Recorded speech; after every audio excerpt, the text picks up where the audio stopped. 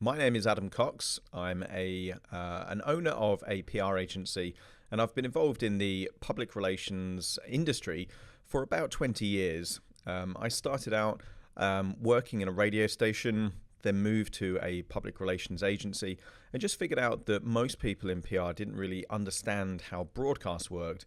So that's how I was able to set up my first PR agency at the age of 23 years old. This introduction to PR and publicity is going to be showing you about why PR matters, why PR is necessary to build your brand and to give you the edge and potentially even turn you into a celebrity within your industry. So let's get on with it. So a bit about me. That PR company that I mentioned about is now called the Relations Group. But when I created the company at the age of 23, it was called Radio Relations. Radio Relations being a radio PR specialist. Radio Relations is now one of several brands owned by the Relations Group. Also includes brands like TV Relations, Digital Relations. We have a company called Televisualize that produces videos. We also have a research arm called Vital Research and Statistics. And we also have a boutique PR agency called Kin Communications that secures print and online coverage, but also manages awareness campaigns. So I know a lot about public relations simply by being in the industry for so long. The average person doesn't tend to stay in the industry for 20 years, but that's certainly been my experience.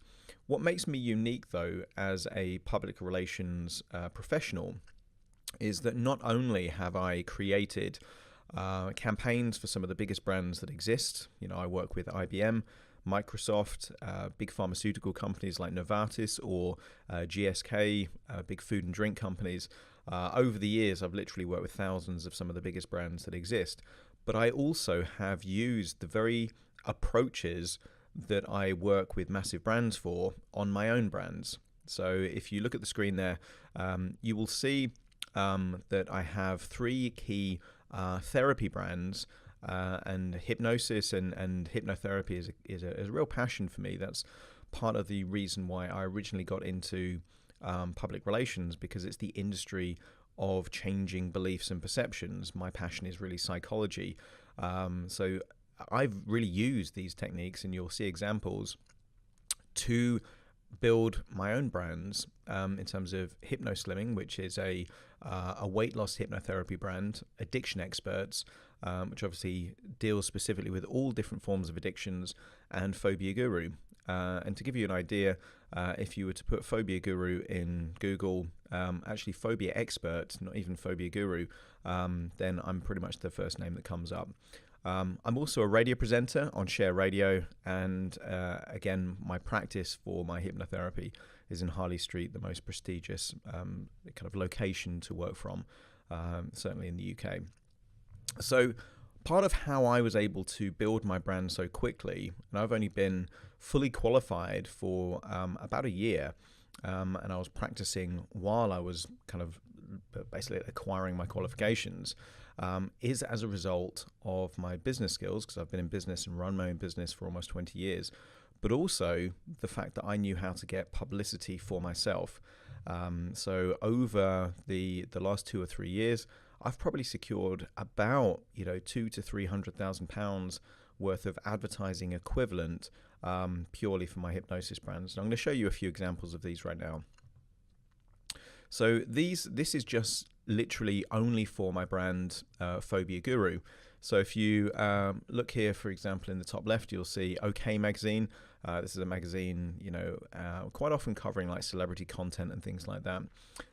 Reader's Digest, which is still very, very popular with those aged over about 45, 50, still has extensive readership.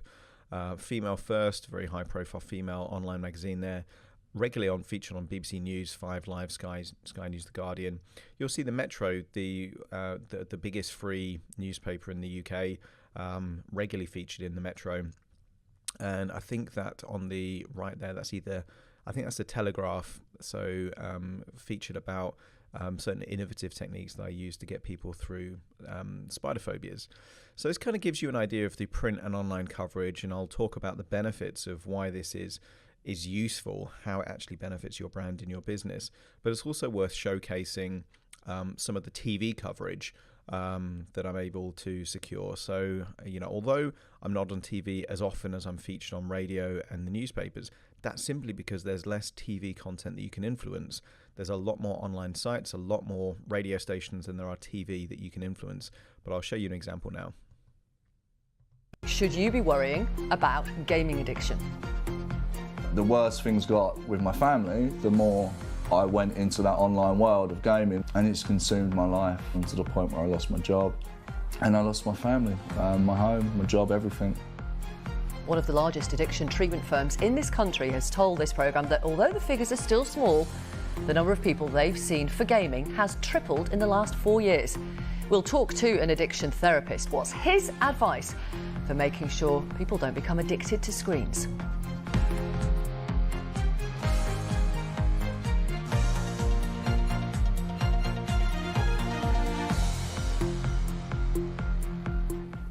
Let's speak to the therapist and addiction expert, Adam Cox, who you saw in that film. Good morning to you. Good morning. Now, for our audience who might not necessarily be worried about people becoming addicted to gaming, but definitely worried about their kids being on screens for too long, what's your advice? I think for parents, really, it's to set boundaries. Games are designed to be very addictive because the gaming companies want people to spend more time and, in fact, more money through microtransactions on the game. So the first thing parents can do is to set boundaries. Let them have a certain window of time that they can actually play the games, and say that they can only play the games if they do certain key things like finish homework and get good grades in school, things like that. Right. And what about that moment, maybe it's 7 p.m. in the evening, where you say, right, time's up, you've had your time on the screen, and they say, I'm in the middle of a game, I can't stop now, and it leads to friction and worse? I think the reason for that is that the game formats have changed, and it used to be that games didn't involve other people, whereas these battle royale kind of formats, you're playing against other people, and if you've invested a lot of time and you're still playing that game, that represents success. So for a parent to say, right, you've got to stop now, undoes everything they've done up to that point. So my advice to parents would be, allow them to choose certain games that enable them just to pause or stop without any consequences, and maybe those other formats of games, maybe play at weekends and other times. The numbers addicted to gaming seeking treatment privately are small. Do we really need to worry about gaming addiction? I think the nature of the model of how these gaming companies make money has changed from selling games, people playing those games, to now a lot of the time the games are free and they make money inside the actual gaming experience.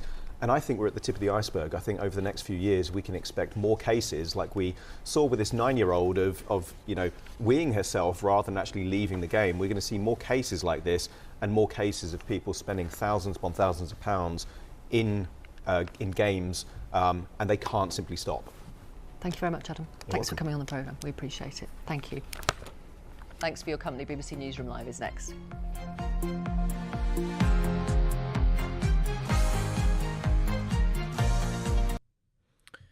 So that shows you just an example of some recent TV coverage that I got there. And what you'll notice is that although I was positioned as an addiction expert, there was no branding for my company, Addiction Experts.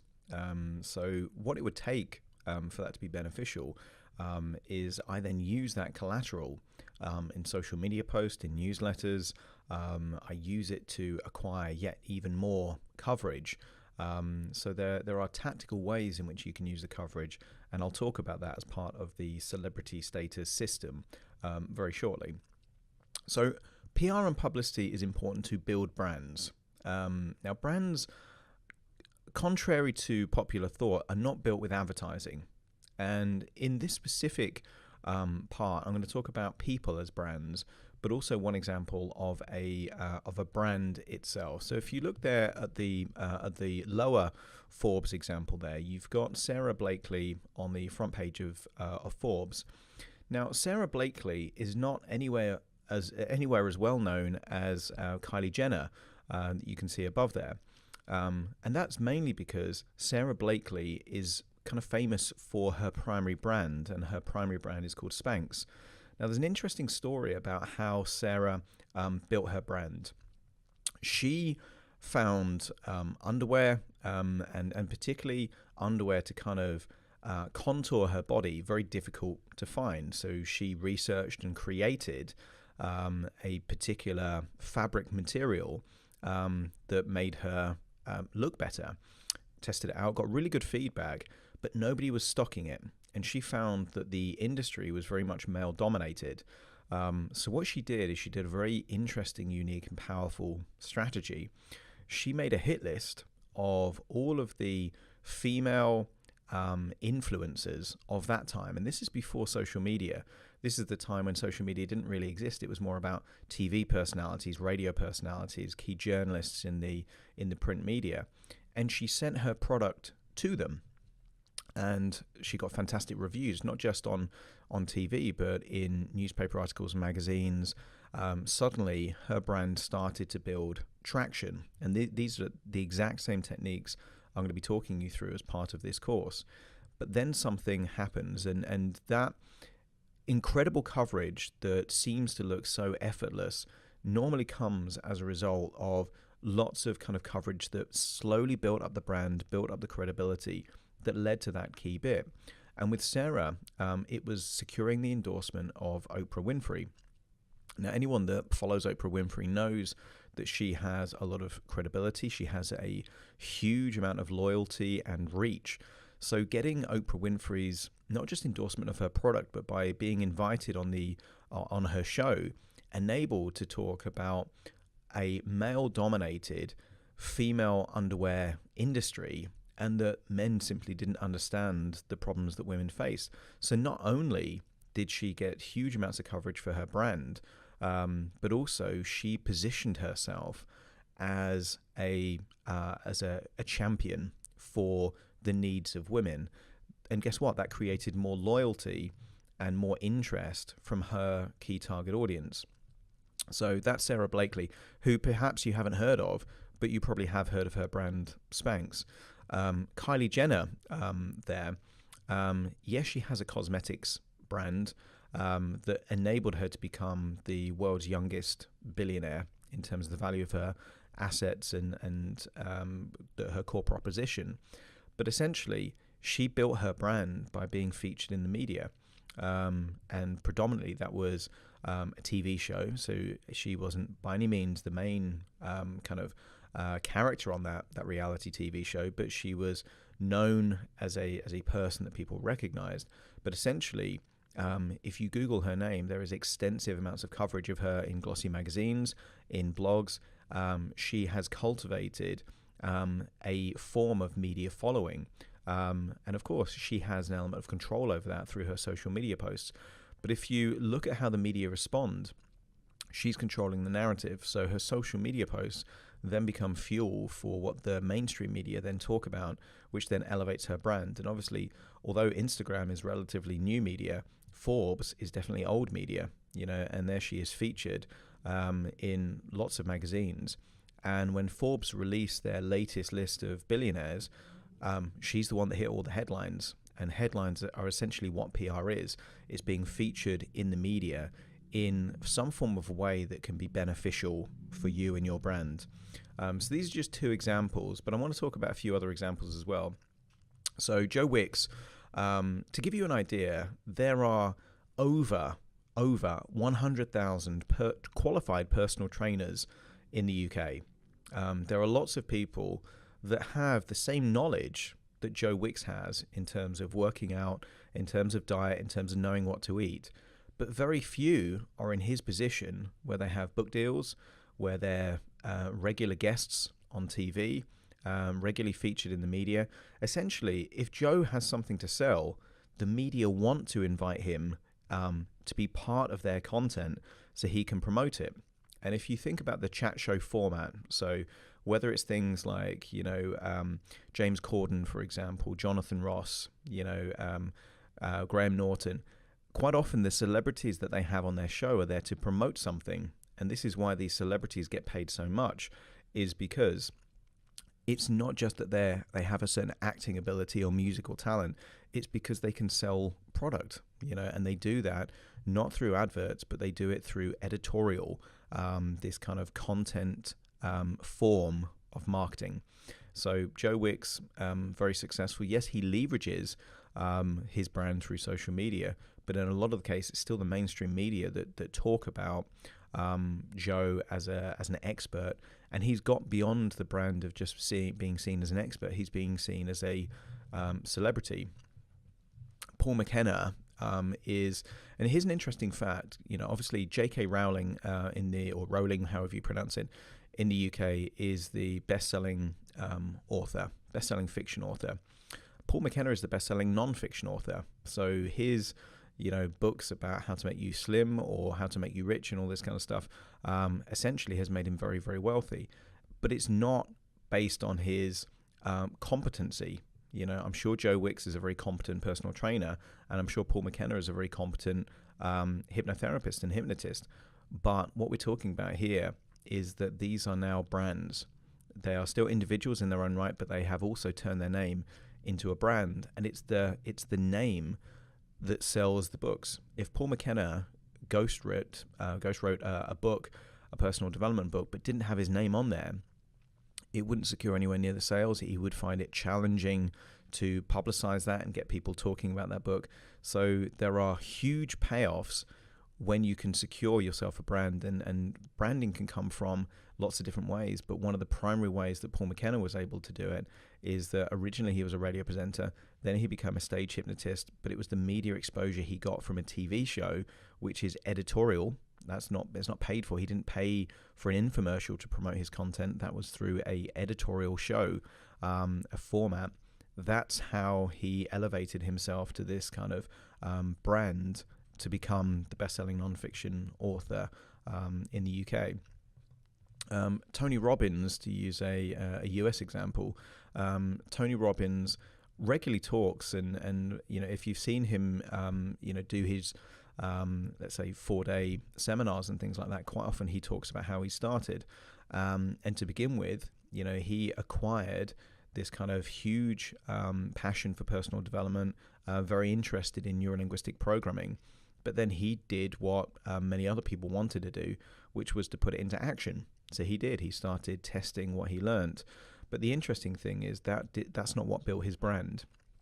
What was interesting is that he then went on to radio stations and he talked about his particular approach.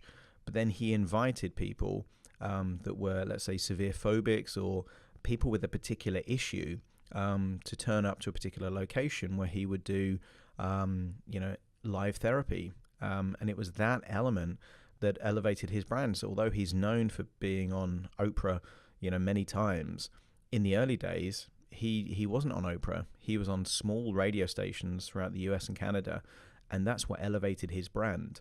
So I don't want you to think, right, I need to be on Forbes, I need to be on Oprah to establish a brand. That may help, and it will help, but it's a journey to get you there.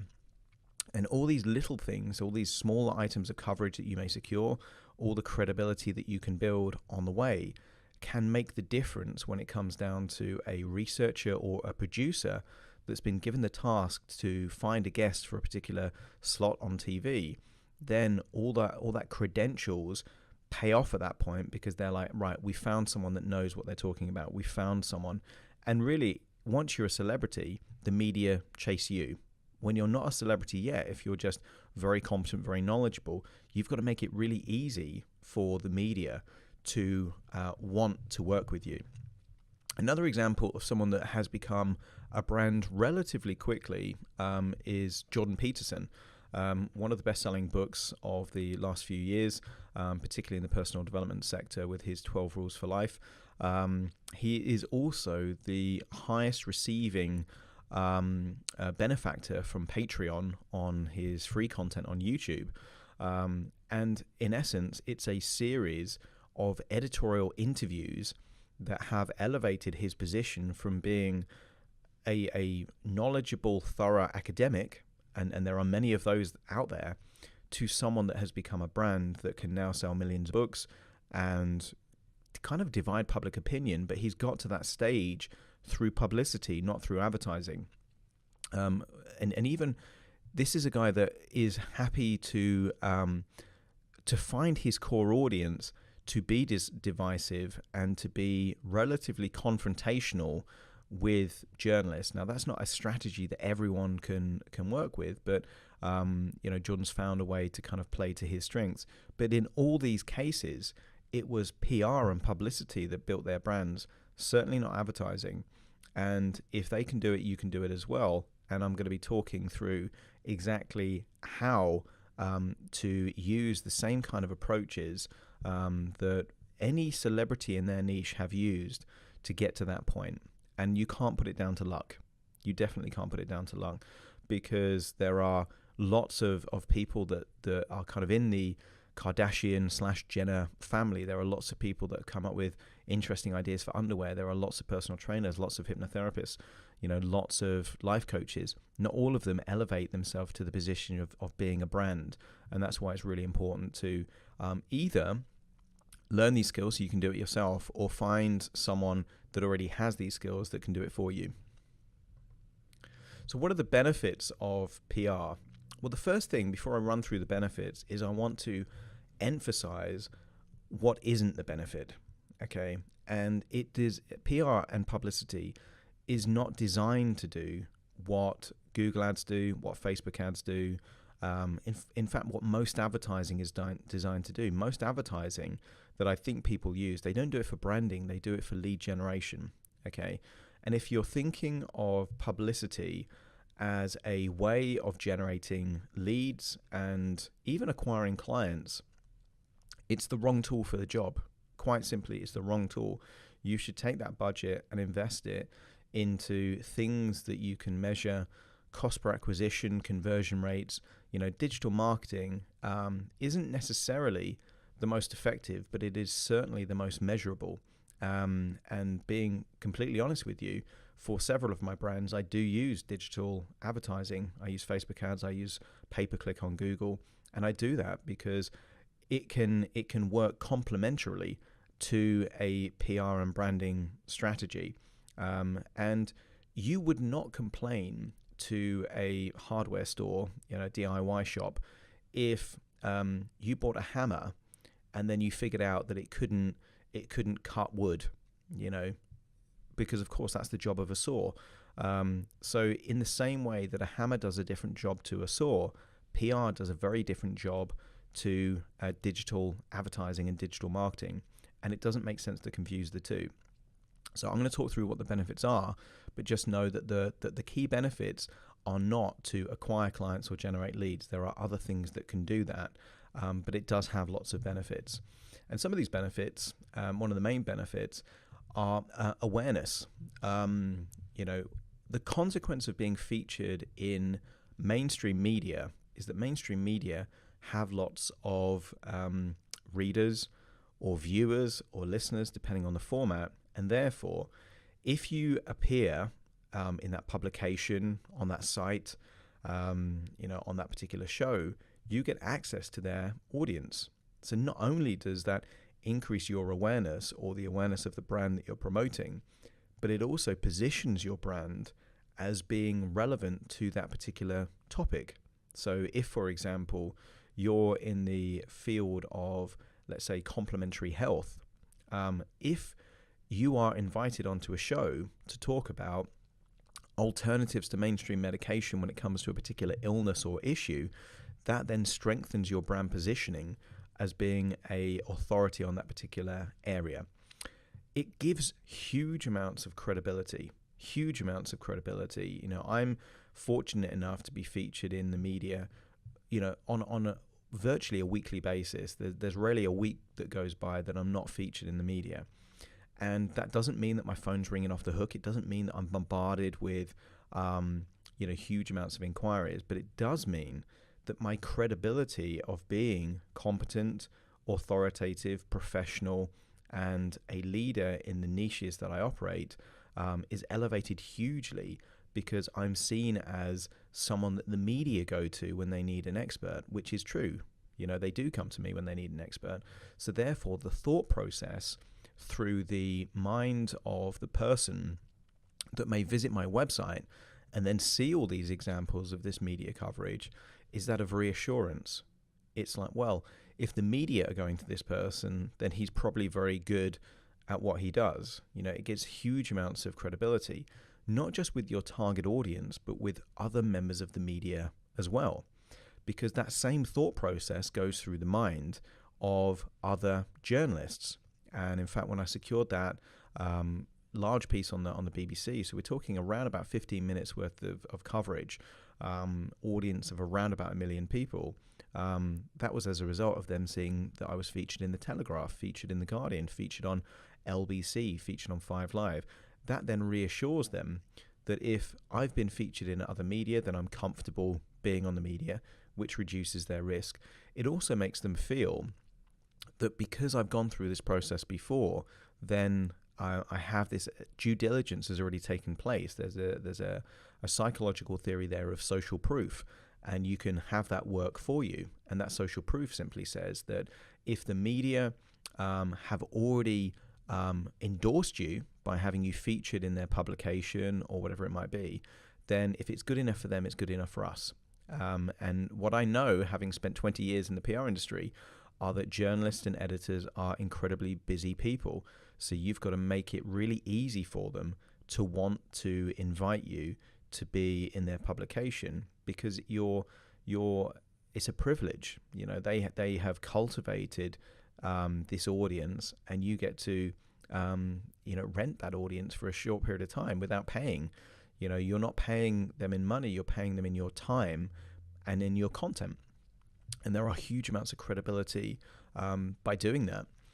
It also gives you the opportunity to dispel any myths, any misconceptions. I know one of the big misconceptions, for example, being a hypnotherapist, is that if someone goes under, then they are under the control of the hypnotist, the hypnotherapist. That's a misconception.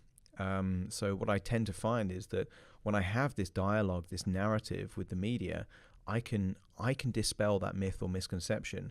But because I'm the one that's doing that, it then elevates my positioning, it elevates my levels of awareness with an audience, and starts to build up feelings of trust between the audience. Because if you were under the impression that a hypnotherapist could simply have mind control over you, then you wouldn't see that person if you had a need to no longer have an addiction, or if you had a phobia you wanted to get rid of. So it's an excellent platform to dispel myths and misconceptions. But in many cases, the audience simply doesn't know what you know. Inside your head right now are elements of knowledge, distinctions, expertise that the average person out there that may have a need for your service simply doesn't have. Okay? And if you become the educator, if you're the one informing them, telling them how to do certain things, then what you'll find is that, again, it boosts your credibility, but also you can educate them to perhaps become aware of a different solution to a problem. And the format that I tend to follow when I do broadcast interviews is that I tend to focus on the problem, and then towards the end of the interview, the journalist naturally is inclined to ask, well, how do we solve this problem? And then that's when I will talk about what I do in a very non-sales way. You know, you don't want, PR is not the place to sell products. It is a perfect place to offer your expertise, offer your insight, offer tips or advice, but it is not the place to sell. But by you being the person to educate means that, again, you cultivate that credibility, that trust, that thought leadership that really comes from you being perceived to be an industry expert. Now, you don't want to be an expert in general. You want to be an expert in your particular niche, okay? And by becoming an expert in your particular niche, you can move from being a generalist to a specialist to an expert.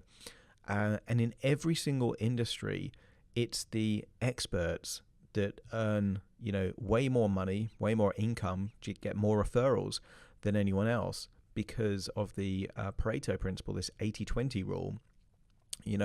There are thousands upon thousands of hypnotherapists out there, most of which, hardly have any clients. I'm fortunate enough to always be busy working with clients, partly because I'm seen as being an expert in 3 different niches, which can really help. So by being perceived as an industry expert, and the credibility that comes from these editorial endorsements, because it's human nature. if I say, look, I'm really competent, I'm really good, what goes through your mind is, well, how can I be sure? I'll be the judge of that. So immediately, people don't trust self-serving statements. Anyone that says that they're amazing, you start to question. However, if other people position you as being good, and this is why people buy into things like awards and, kind of lists of kind of most influential people, or the power books and things like that, is because it has credibility, because someone else is saying it. If you say you're the best, people won't believe you. If 100 people around you say you're amazing, that has way more credibility because it's third-party endorsement. And essentially the media is like that word-of-mouth third-party endorsement, but amplified across their audience reach. And it has a cumulative effect, okay? It has this drip, drip, drip effect. So you can't expect to be featured in the media once and then that's enough. It's really important that you do it on a consistent strategic basis so that over time you get the huge amounts of benefits of being preeminent in your industry. It gives you the ability to react to the news agenda.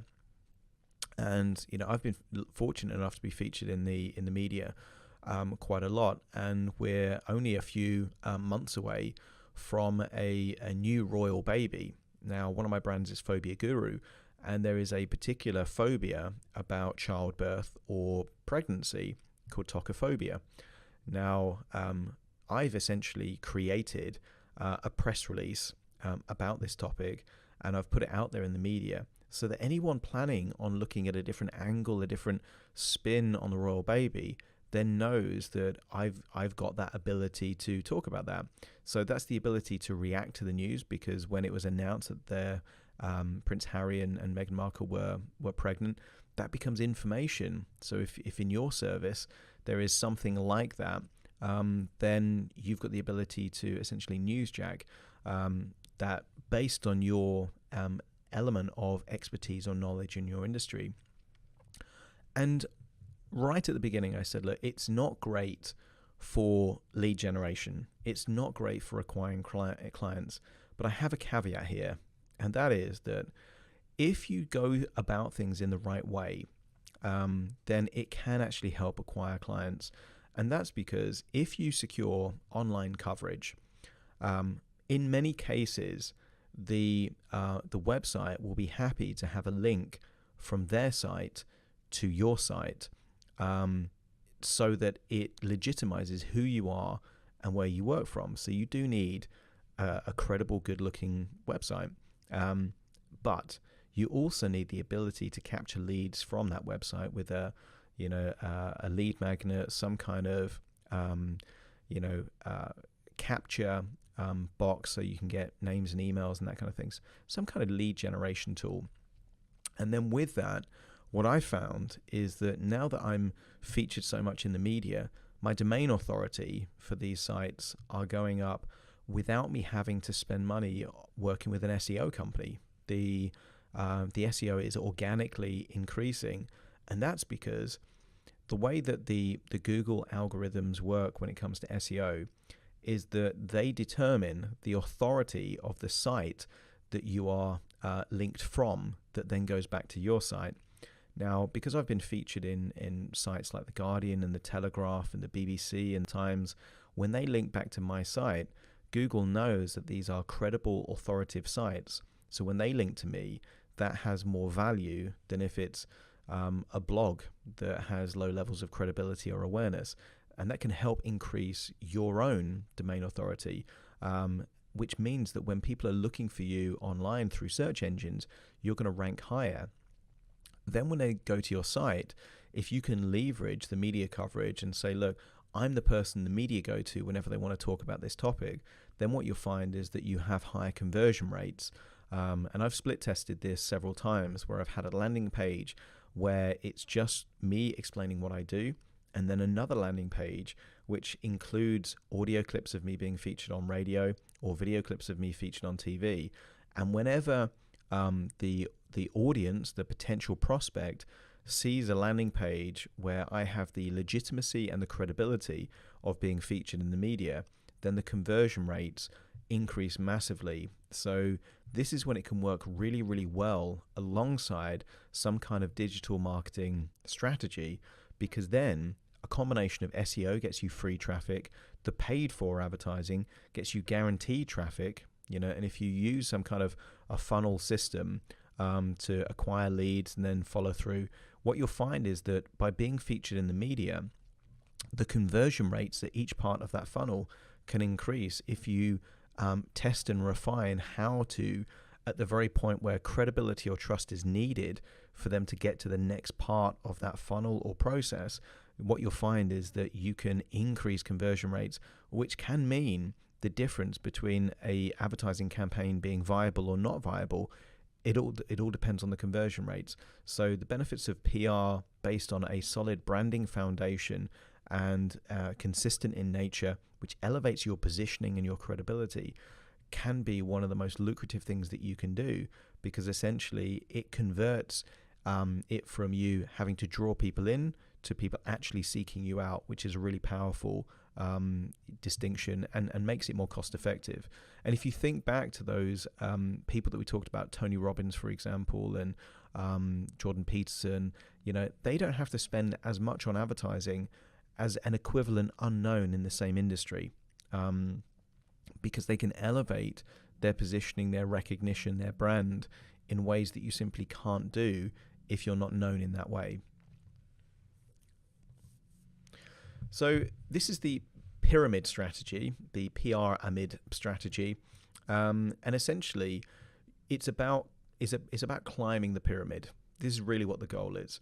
Now, in every single niche, in every single sector, the vast majority of practitioners or brands, and we're talking about this for personal brands here rather than company brands, although the strategy can work with certain company brands as well. If the brand itself is seen, I would call Apple almost like a celebrity brand. But we're talking, this strategy is really about if you as an individual want to become a celebrity in your niche, because what you'll find is that most people in your niche, whatever your niche is at the moment, are generalists. And speaking as a hypnotherapist, I certainly know this to be the case, because there are directories. And so if I go to the hypnotherapy directory, if I go to the GHR, so the General Hypnotherapy Register, I can go on there, and this is what I did before I created my brands and created my my kind of plan, was to see what other people are doing. Because initially I thought it would be way more difficult for me to establish myself as a thought leader within the world of hypnotherapy than it was. And what I found is that the vast majority of hypnotherapists are generalists. So you go to their website and they say, I specialize in, and there is literally a list of about 50 to 60 different things, everything from shyness to blushing to bedwetting to, anxiety or confidence. And you look at this and you look at the site and you think, what do you actually do? Because you would never go to a doctor if you had, let's say, a skin condition and you needed a dermatologist, you would seek out a dermatologist, and if you had some kind of chest pains and you thought you had a heart issue, you would see a cardiologist. You're not going to see a general practitioner. And yet in many, many sectors, people don't specialize anywhere near the level that they can, because it's based on flawed thinking. The flawed thinking is that, well, if I only specialize in certain areas, then it means I could miss out on all these other customers. But you're not getting those customers anyway. So it is much better to specialize in one particular thing or a few particular things than it is to generalize in everything. Because if you generalize in everything, you become nothing to everyone. If you specialize in certain areas, you become a specialist in that particular thing. And that is part of the transition to making you an absolute authority in your sector. So we go from a generalist to a specialist. And if you're a specialist, it immediately becomes so much easier for you to get PR coverage, because the media constantly have a need for experts. And here's the great news. If they can't find an expert in a particular niche, then they will accept a specialist. Okay. Now, if you get consistent PR coverage as a specialist in your niche, then you level up and you become an expert in your particular niche. Now, PR is not the only way to elevate your positioning from a generalist to a specialist to an expert, but it certainly helps. It helps massively. You can also do it from speaking opportunities. You can also do it by writing a book. You can also do it by consistently and strategically using social media. There are lots of ways that you can go from a generalist to a specialist to an expert, but PR certainly helps. And if when people visit your site or see your social media channels, they see that you're the person that the media go to if they need an expert on a particular topic, then you'll find it elevates your positioning even more. Okay. And I would say that within my brand, so Addiction Experts, Phobia Guru, and Hypnoslimming, I'm certainly seen as an expert within those niches, but I'm not at the level yet where I would say I'm a celebrity within those niches. Becoming a celebrity is hard to do, okay, but it is not impossible to do. So in the same way that you're on this journey, I'm on this journey as well. I'm just fortunate enough to have 20 years worth of PR experience and branding experience to help me navigate this journey a bit quicker. If you think about how many chefs exist in the UK or whatever your home country is, there are going to be thousands upon thousands of chefs. There are thousands of chefs, but there's only one Gordon Ramsay, or there's only one, let's say Jamie Oliver, for example. When they move from beyond being a specialist and an expert to a celebrity chef, then they can monetize books, they can have TV deals, they get lots of opportunities. And in fact, sometimes they will secure huge amounts of income by people just licensing their name. They're able to franchise even what their brand is. When I was in Las Vegas, I saw at least 3 different Gordon Ramsay restaurants. Now, guaranteed, he's not hands-on working there. He has leveraged his brand, his name as a celebrity chef, to monetize that. So there are huge amounts of opportunities. Most people that publish a book self-publish a book. Okay, there are few people that tend to be celebrities that will get book deals. And these book deals are where they're paid in advance to prepare something on a particular topic because they know that there is a market for that. And again, these tend to be the celebrities within their particular niche. So the key question is, we know the benefits of becoming a celebrity within your particular niche, but how do we get there? Okay, and this is why I created a system, because for me to just talk about 20 years worth of PR and branding experience would be it would be challenging because I wouldn't even know where to start. So for me, I've broken it down into the steps necessary so that you know exactly what to do to go from a generalist to a specialist to an expert to a celebrity within your niche. But don't expect it to be overnight. Don't expect that within a few weeks you're going to be featured on Ellen or Oprah or CNN or the BBC. It takes time to get to that, but it is a journey worth pursuing. So the celebrity status system is essentially an acronym, a system, a sequence that I've created to enable you, wherever you are in your journey, to get there quicker, to become a celebrity within your particular niche. And it could be you as an individual, or it could be you as a brand, and both are viable. For example, someone like Tony Robbins, for example, has many brands. Unleash the Power Within, one of his flagship seminars, that's a brand in itself. But I would say Tony's biggest brand is his name, Tony Robbins. So it doesn't mean that you can't build brands for companies or build brands for services. But you also want to think about, do you as an individual want to elevate your own name so that you become recognizable in your particular niche? So the first thing when it comes down to is content. And content is crucial because the media need stuff to talk about. They need articles to write. They need guests regularly for shows. You know, they need perspective, opinion. They need content. And the easier that you can make it for them to have the content that is useful for them, the more coverage you will get. Okay. Now, we're not talking about advertising content. We're talking about editorial content. We're talking about your opinions, your thoughts, analysis of data. All of this is content. Okay. And even you and your voice and how you come across, that's also content. So you do want to think about your brand and the topics that it makes sense for you to talk about. And this helps if you've got niche brands. So for me, by having my 3 core hypnotherapy brands, HypnoSlimming, Addiction Experts, and Phobia Guru, if there are any stories that relate to weight loss, then I know that I can create content or topics around that.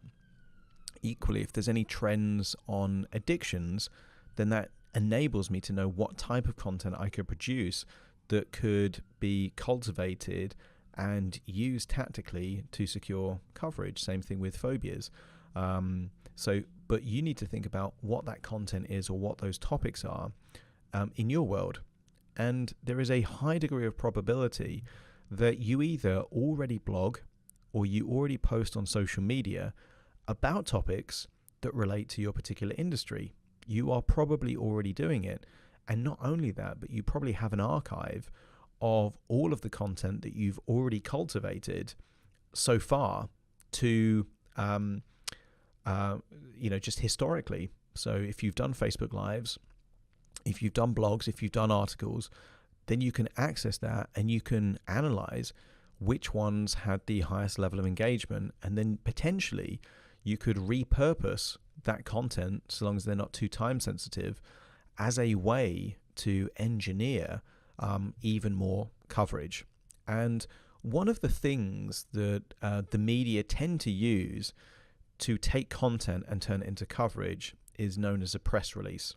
And a press release is simply a document with a headline, some kind of top line, supporting key, interesting, potentially subheadlines, and several paragraphs that really discuss what the story is. Now, a press release is not an article. There's going to be a separate video about what a press release is and how to create a press release. So don't worry too much about that right now, but just know that a press release is not an article. It does not read like an article. Essentially, it's almost like you're giving a baker all the ingredients to bake a cake, but you're not giving them the cake. Okay? So you're giving the journalist everything that they need, access to statistics, quotes they can use, perhaps an image that they can use. You're giving them all the ingredients so then they can write an article in their own words based around your press release.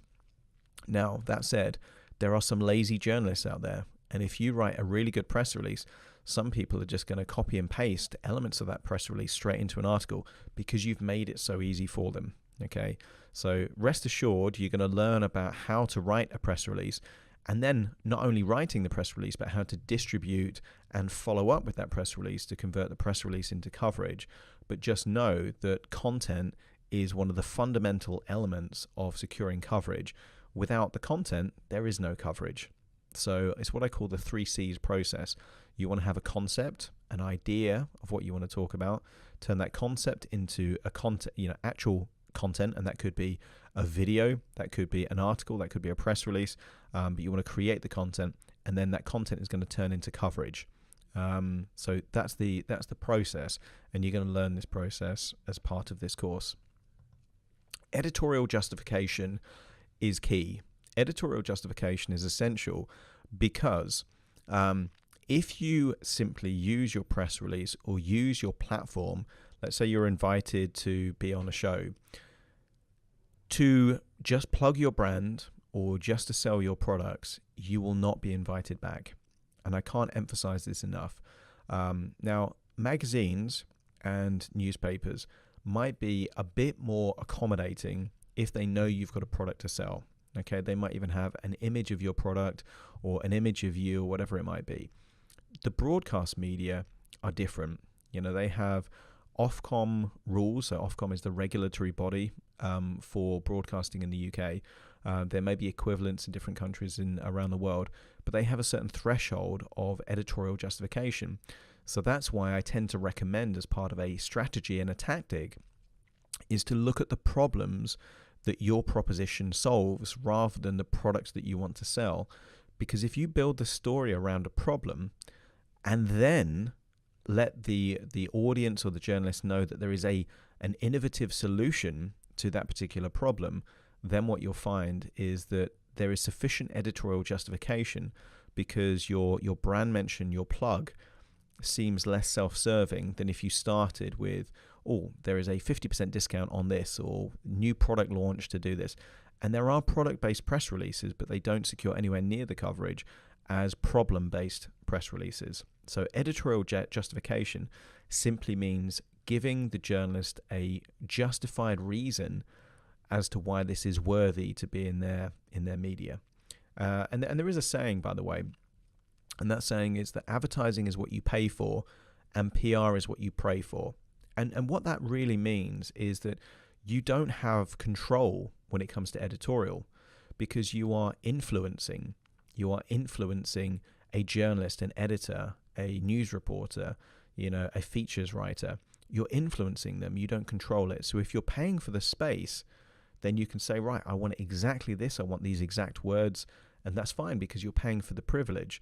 But when you're influencing someone, you have to make it worth their while. You have to give them some form of content that is value added, because ideally what you're looking for is a win-win scenario where the journalist gets a really interesting piece that they can write about or talk about or have on their show, and the audience also benefits because they learn something that they didn't know prior to that. That's how you want to be thinking in terms of creating editorial justification. But again, the remainder of the course is going to talk about exactly what to do to get to that stage. So just know that editorial justification is part of the celebrity status system, and we're going to give you all the ways, the tactics that you can include editorial justification in your content. So you do need to create the content, but that content needs to be editorially justified. The next important thing is leverage. Now, leverage is important for two things. One is that you want to leverage what you've done up to that point. Okay, so any coverage that you secure, you don't want to just simply think, oh, that's good, and do nothing with it.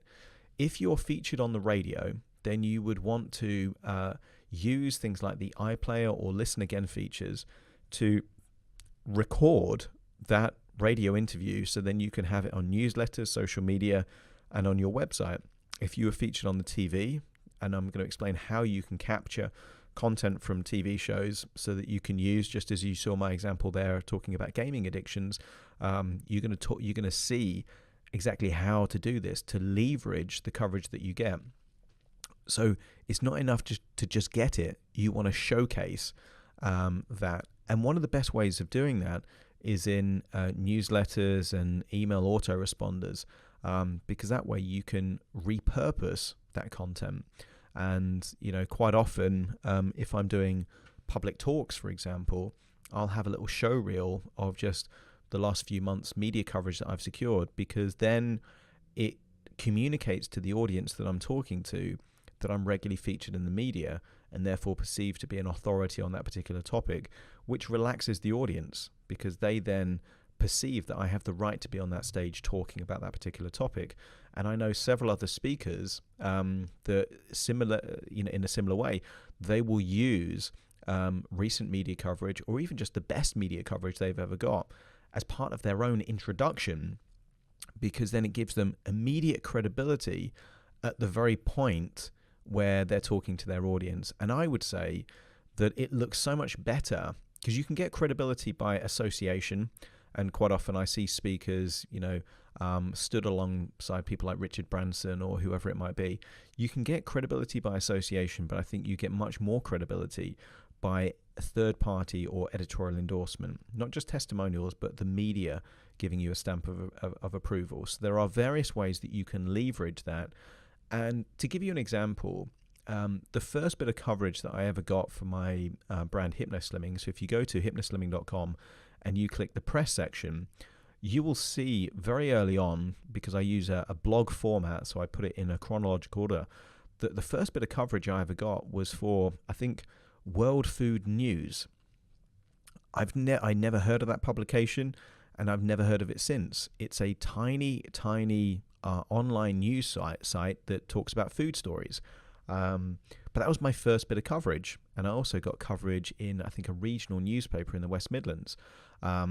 So not hugely impressive coverage, but I still snipped it, clipped it, put it in that press section so that I knew that if any other journalist would visit that particular site, they would see that I am featured in the media. Now, of course, over time, that stopped becoming these tiny newspapers and kind of food blogs and became some of the biggest publications out there. But it doesn't happen overnight. So you have to leverage even small amounts of coverage, because it then legitimizes you as an authority, which then gets you the bigger, more impressive bits of coverage. Expertise. You have to decide what it is that you want to be an expert on. And you've got to showcase those credentials. Now, there are different ways in which you can do it. Having, for example, high quality qualifications, and many people I know, particularly in the coaching, personal development, kind of worlds, they've done so many courses, they've got so much knowledge, but they're not showcasing that level of expertise. So again, you can use any expert knowledge that you have to create original content, but the goal is for the media to see you as an expert. So for two of my brands, Phobia Guru and Addiction Experts, the expertise is implied even in the name of the brand, which helps. It really helps, because then they're seeing, right, this is someone knowledgeable and authoritative about that topic. Now, if I simply had those names but didn't have any of the credentials to back it up, that would seem misleading. But because I do, it then reinforces those particular brands. So if you are knowledgeable about something, you need to showcase that. And if you haven't been featured in the mainstream media yet, there are still ways that you can do that. And part of that is by you doing blog posts. Part of it is by doing video content, or it might be, securing testimonials from clients where they talk about your competency and your knowledge and your expertise in the particular field to produce a result. So media coverage can come later, but you do need to showcase your expertise, because that's what, in many cases, the media will be looking for at the very point where they're considering having you in their publication, on their show, whatever it might be. So you really do need to look at how you can showcase your own credentials, your own expertise, and then by doing that, you get the coverage, and then the coverage gives you even more credibility and expertise, and then it snowballs. So I know, as a result of just the amount of media coverage I've got in the last 12 months, I'm going to get even more in the next 12 months, and then probably even more the year after that, because these things compound, they grow over time. And the same thing will happen with you. Branding is essential. Branding essentially is your positioning in the market. It is what people think about you as a company. And there are lots of ways in which you can do that. Now, if you're watching this content, you've probably already either seen or received my branding bootcamp course. So you've got over 3 hours worth of branding specific content. So that's me essentially condensing what I've learned about branding over 20 years and putting that down into 3 hours worth of what I call my branding bootcamp content. And that covers things like finding a niche, being a specialist, working out your key USP, your point of difference to make you stand out in the crowd, your personality, your tone, even your logos, your colors, all this kind of thing is all part of branding. And one of the key rules of branding is be incredibly consistent. Be so consistent with those particular brands. So the tones for my hypnotherapy brand, and hopefully it came across in the news articles and the video that you saw at the beginning of this video, is I want to come across as credible, as knowledgeable, as someone that really has an understanding of the problem and an appreciation of the solution. So my tonality reflects that. Now, if I was a musician, it would be an entirely different tonality, because the branding is entirely different. As a therapist, though, you don't want to have any kind of tonality or positioning as being wacky or crazy or mad or anything like that, because it's reassurance that the prospects actually want to see. So you need to think about your tone, and your positioning and what makes you unique. So the branding bootcamp course is going to help. And as I say in that course, good branding, having all the fundamentals of branding in place, doesn't guarantee that you're going to have a wildly successful company. It doesn't guarantee you lots of media coverage, but it makes everything else easier. So if you've got a strong brand, it's easier to get PR coverage. If you've got a strong brand, it's easier for you to have strong funnels that then take people through the process. It's easier for you to generate referrals and word of mouth. So branding is essential, but that's covered in the Branding Bootcamp course. Relationships are so important in the world of PR. In my company, the Relations Group, it's one of our standards that we build relationships. And the reason for that is because once you have a relationship, a point of contact in the media, that can be cultivated. And these media contacts, they move around. So, for me, one of the things that I regularly do is I offer the kind of journalists that I want to be featured in free hypnotherapy sessions. Now, my rates are about £200 to £250 per hour. So that has a high perceived value to the journalist. Plus, there's an element of curiosity working with a Harley Street hypnotherapist. But I know that although it might be perceived to be, crazy to kind of devalue your product by giving it away free, what I tend to find is that as a direct consequence of offering these free sessions, and I'll offer free sessions to journalists and the occasional free session to celebrities, because I know that that's going to help me get more coverage. And it also means that when I work with celebrities, for example, in many cases, they're either going to communicate what I do to their friends, people in their circle, which quite often are other influencers as well, or occasionally they'll record short videos for me. Things that I can use as collateral to elevate my positioning even more. So really important to build relationships. And the key thing, and this will be covered in the PR plan component of this particular course, is how do you know who to build relationships with and where do you find their details? Well, there are resources that you can invest in. So there are press release distribution resources. There are media databases. Now, running a PR company with more than £1 million turnover a year, we can afford to spend whatever it is, like about £8,000-9,000 a year subscribing to certain databases and resources. But the average person maybe starting up or has a smaller company that doesn't specialize in PR wouldn't be able to justify those kind of costs. So in the element, the actual course component about press release distribution and follow-up, what you'll see is tactics about how you can actually draw up a media hit list. And the reality is you don't want to or need to send your press release or reach out to all the media contacts. That not only does that not help, but it will hinder, because then you're perceived to be clueless about the media. It's about having certain key media targets. And I would say one of the useful things to do when it comes to building relationships is to look at your competitors and see which publications they've been featured in. Now, if you go on Google and you use the Google News function and you put brands or names of other people that are also within your niche, then you can see where they've been in. Now, they are already low-hanging fruit. They are media targets that it makes sense for you to approach also. You should spend a bit of time in the magazine section of a supermarket or a newsagent's and just look at all the magazines that cover the types of topics that you could comment on, because you will then, if you just buy some of these magazines, you will see just under the headline the name of the journalist that's actually written that article. And if they've written an article and you think, well, I could be part of a similar article, then that is a point of contact. Now, there is no relationship at this point. You simply have a media target, but by reaching out to them, following on their social media accounts, like LinkedIn, for example, or Twitter,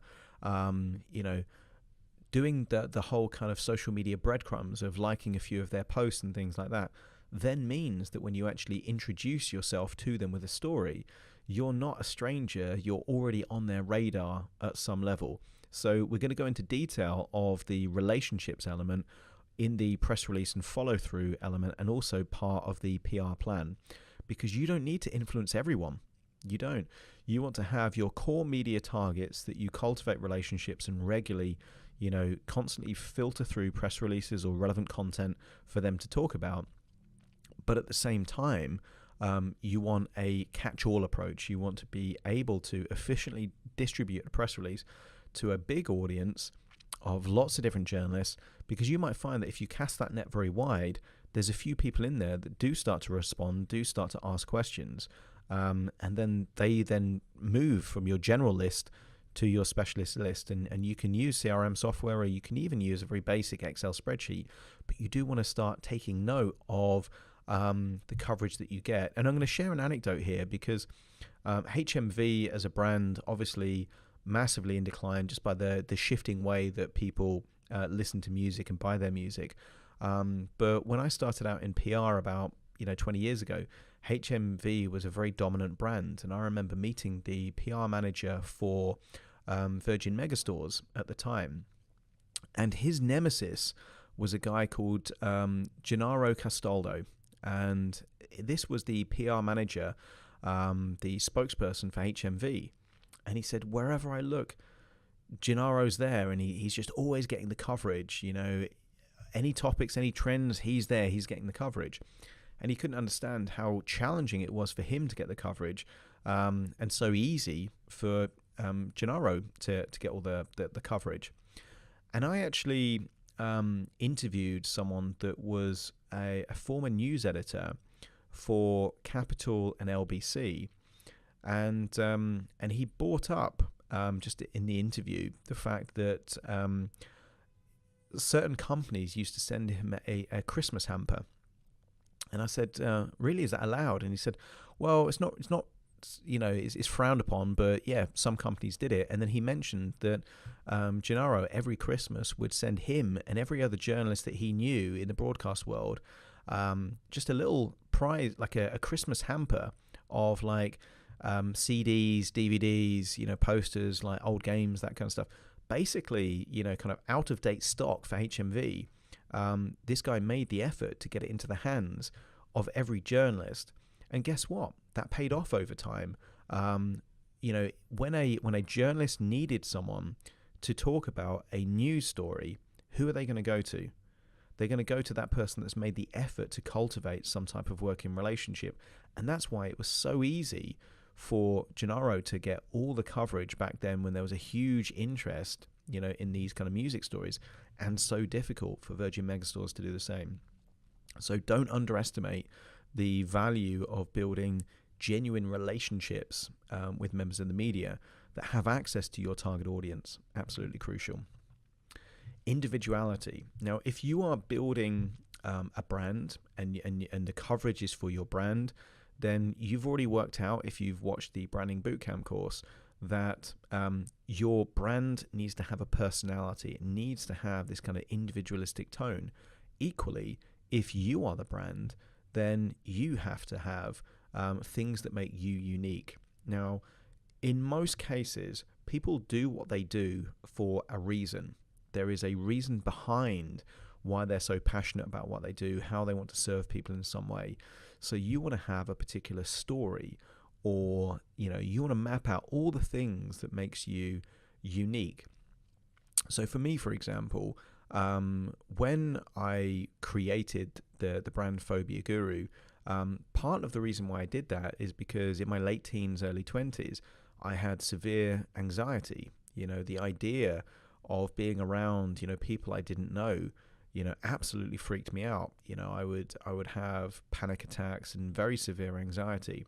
So the reason why I created Phobia Guru was because I had to figure out a way to manage my own anxieties and to eliminate my own phobias.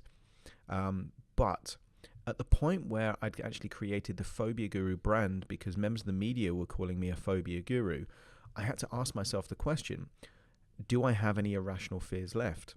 And the reason why I share this story is because for me, one of my core brand values is congruency, walking my talk. There are too many hypnotherapists out there that simply don't practice what they preach. So when I identified that I had an irrational fear of doing stand-up comedy, then that became a must for me. And I took a course, and now I've done about 25, 30 different stand-up comedy performances. Not because I want to be a stand-up comedian. I don't. I've got too many other goals and projects that I want to do. But I share that story because that's something that is completely unique and individual to me, and it also demonstrates one of my core brand values of congruency, of walking the talk. There will be something as an equivalent for you. There will be something, and it might be like the way that you go the extra mile, or there was a dissatisfied client and then you kind of you did things in a particular way to make it right with that client. There will be stories and things. So, if you go to Phobia Guru, for example, there's about 4 or 5 different radio interviews. And in at least 2 or 3 of those, that story of me doing stand-up comedy to beat my own fear is included in there, because it helps for me to communicate the fact that congruency and walking my own talk is a part of my brand, if that makes sense. So that's part of what you will learn, is how to leverage and kind of tactically use anything that make you individual, either in your proposition or you as a person or you as your brand. Right? Timing is crucial. Timing is crucial because the media is constantly looking out for content. They're constantly looking out for content. Every single day there is breaking news. And every single breaking news story gives you the opportunity to react to that. So there might be something happens and you've got an opinion on it, or you've got a different perspective on it, or a comment linked to it, or some kind of response. So this is a process called newsjacking that you're going to learn as part of this PR and publicity course. But also you've got the element to be proactive. And there are dates in the calendar. So, for example, dates like International Women's Day. Now, if you have a product or service that appeals to women, then you can use that as a peg, a platform, a element, a component in the calendar, so that those people that need feature content have a reason to talk about your product or service. Or maybe you're a coach that specializes in helping women in a particular way. It might be that you've got something that could tap into Valentine's Day or April Fool's Day, or whatever it might be. There are hundreds and hundreds, and when we talk about the tactics in terms of the timing and deployment of your coverage, I'm going to share some resources with you, because there are calendars of all of these dates in the calendar, so that you can pinpoint the ones that are most relevant for you. And I'll share an example of a time relevant coverage. First of all, proactive, and then the other reactive. So the proactive one was that for Valentine's Day, I had looked at all the different phobias that could have a link to Valentine's Day. So there are phobias of germs, for example. There are phobias of relationships. There are phobias of fear of failure or rejection. So I looked at the top 5 phobias that could, be linked to Valentine's Day, and then I wrote a press release, and that press release was entirely based around how Valentine's Day should be a day of fun and intimacy, and it's a positive day. But if you have any of these 5 phobias, Valentine's Day could be a day of misery. And that secured me some fantastic coverage. I think total audience reach was approaching 1 million just on that one press release. But that's an example of a proactive platform, because we know when Valentine's Day is going to take place. A reactive example, I would say, would be a couple of years ago, when the remake of the film It came out. And as a result of It coming out, obviously it features Pennywise the Clown. Now, there is a fear of clowns called coulrophobia. So I secured some TV coverage and lots of newspaper coverage by writing a press release about how the film It could create an increase in coulrophobia in the same way that Jaws, back in the 1980s, created an increase in people having a fear of sharks. So you can react to the news agenda, and you can proactively plan and prepare for things that are happening in the future. Both are forms of timing tactics, and it's really important that this is a part of your PR plan and process, and you'll learn this actually as in the remainder of the course content. And then why is your why? And one of my favorite TED Talks is Simon Sinek, The Power of Why. And it's really, really important, particularly if you're building a brand around you as an individual, that you really know why you're doing what you're doing. And to quote Simon Sinek, people don't care what you do until they hear why you're doing it. And I think that's really crucial, because particularly for the media, if you have a story, that can certainly make things very, very powerful. So Tony Robbins talks about, that story of his about receiving a basket of food on Thanksgiving Day when he had, very little, because he wants to communicate that his mission is about contribution. So whatever your reason is, your why, you need to really articulate that and refine it, and crucially for each of your brands. Okay. So for me, when I talk about hypno-slimming, I talk about there was a time in my life where, based on my body fat percentage, I was classified as obese, and then within a very short space of time, I managed to get myself to a body fat percentage that would be defined as athletic, and it was a combination of using hypnosis, and it wasn't, I already knew what to do, but it was the psychology required and the mindset required to actually get me doing the thing I already knew that I needed and wanted to do. So for each of your brands, you need a why, and that's essential. And part of the PR planning part of that course, you're going to learn how to really hone in on your why and articulate that in an editorially justified way. And people like personal experiences. They want to know, what's the emotional juice behind, your mission, your passion, your purpose. And if you can articulate that in a way, then that's going to have a huge amount of impact and will fuel the coverage that you secure. So in terms of the key things that you can expect in the remainder of the course, this in total, I think there's about 7+ hours of video tutorials about either the strategy, the plans, the processes. So you're going to learn a hell of a lot. Essentially, it's 20 years worth of PR knowledge and experience. You're gonna get that in a very condensed way. You're going to learn how to develop a PR plan. So, and we don't need to look too far ahead. For me personally, I tend to look in 6-month chunks, because that's far enough ahead for me to kind of be able to plan my time and my resources. But I'm always willing to respond to journalist requests. And some of the best coverage that I've ever got is that a journalist has said, we're going to be covering this story in about an hour's time. Are you happy to be a part of it? And I'm like, yes, totally. Is there anything you want me to cover in particular? Listen to what the journalist wants and be willing to respond.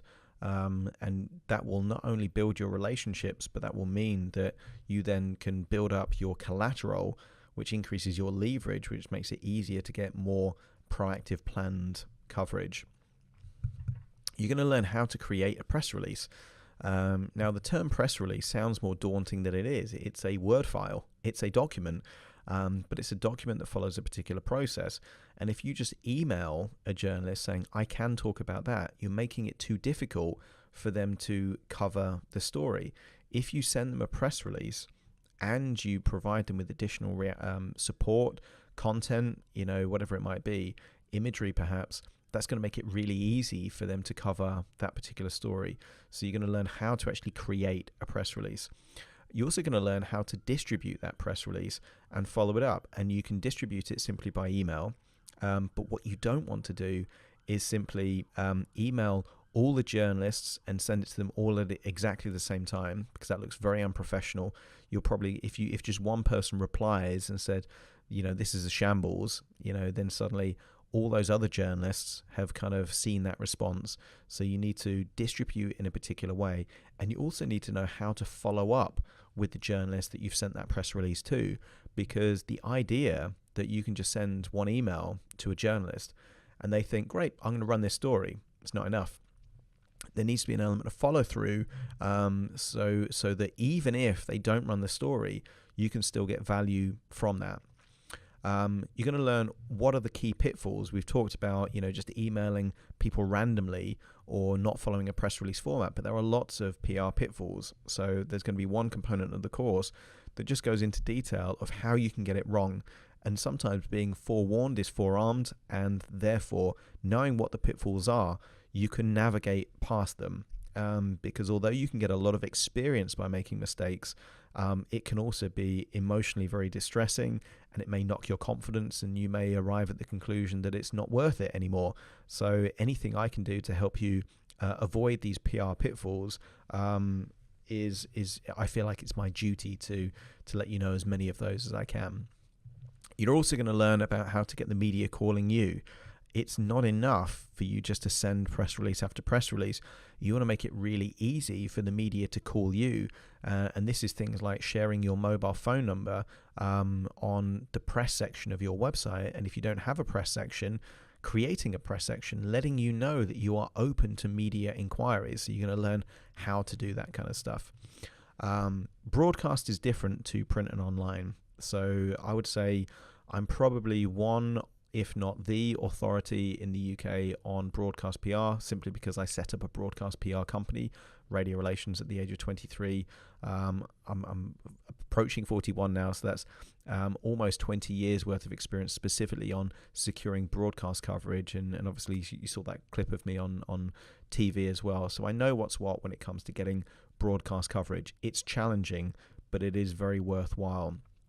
And to give you an idea, if I were to share a bit of coverage I got on a website or in a newspaper on social media, then I get an element of, oh, that's great, well done. If I'm featured on TV, for example, completely different reaction. So being on TV elevates your positioning. It's seen as very impressive and valuable and kind of worthy. So essentially there's going to be a whole core segment entirely based around the secrets of broadcast and how you can get on radio and TV, not just once every now and then, but consistently. It's going to be about strategies and tactics, what you can actually do. So a whole section just on the strategies that work. And there's a big difference between strategy and tactics. Strategy is your game plan. Tactics are what you do to execute that game plan. There is a difference, and if you don't know the tactics, you can miss them. And I think that's how I've been able to get so much coverage over the last few years for my own brands, is because I know them, because I've been coaching huge companies on how they can get coverage using these tactics. So I just do it for myself. And you will learn these tactics as well. So the more you know these kind of approaches, the more you can deploy them at the very point where they can become beneficial. And I would say newsjacking, for example, which is one of the key things, and the forward planning, that's a tactic. Newsjacking is a tactic, whereas forward planning is part of an overall strategy of a drip, drip, drip effect based on certain themes or topics or content that you want to create. So you're going to learn a lot. I hope it's going to be useful for you. And just know that if you consistently invest a certain amount of time at following, first of all, create and implement and follow through with and refine a PR plan, then you will not only go from a generalist to a specialist, you will absolutely become an expert. And there is a possibility that you can become a celebrity within your niche. And if you do reach that celebrity status, then the world is your oyster. There will be opportunities constantly going towards you, and you'll probably need to hire an agent just to filter through those opportunities so you get to pick the best ones. So it's a very exciting time. I'm glad I'm on this journey with you, and I'm looking forward to taking you through this process and giving you all the knowledge, the skills, and the tips required for you to become a celebrity in your niche.